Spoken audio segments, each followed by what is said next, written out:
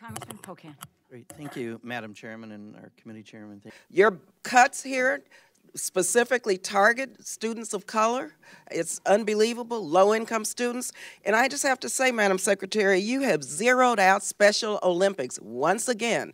I still can't understand why you would go after disabled children in your budget. You zero that out. It's appalling. Save time. So what are we doing to get the money back for taxpayers, the $1 billion that got wasted?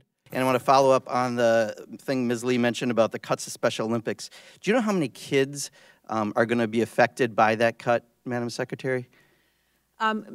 Mr. Pocan, let me just say again, we had to make some difficult decisions with this budget. Again, this is a question on how many kids, not about the budget. I don't know the number of kids. It's 272,000 kids. That's all. I'll answer it for you. That's okay. No problem. It's 272,000 kids that are affected. Is an awesome organization, one that is well supported by the philanthropic sector as well. Sure. I'll tell you, reclaiming my time if I could, Madam Secretary, because there's a couple more parts to this. So also, we have cuts that go in the special education grants to states from $3 million to $2.2 million, a 26% cut. And then also in this budget, you have a $7.5 million cut to the National Technical Institute for the Blind, a $13 million cut for Gallaudet University, a $5 million cut for federal program for print books for blind students. And you recently had a federal judge rule against us on some areas around special education. I have two nephews with autism. What is it that we have a problem with children who are in special education? Why are we cutting all of these programs over and over within this budget?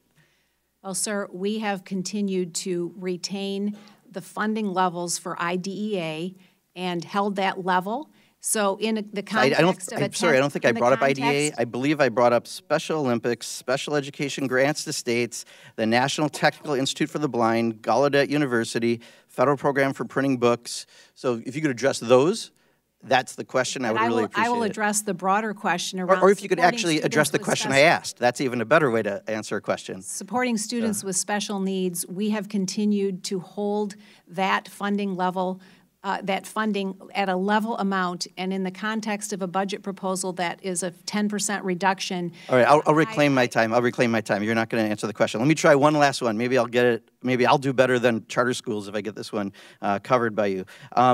You've got a cut to the department that's a 12% agency cut, but you have a 15.6% increase in your executive salary appropriation.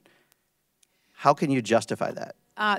So the department funding includes a building modernization piece. Yeah, I didn't ask about buildings. Well, it's all part of that. It's all part of that budget. So you're okay with a 12% agency cut in light of a 15.6% increase in executive salary, and by the way, I know it doesn't come out of this budget, but $7 million security expense in the last year.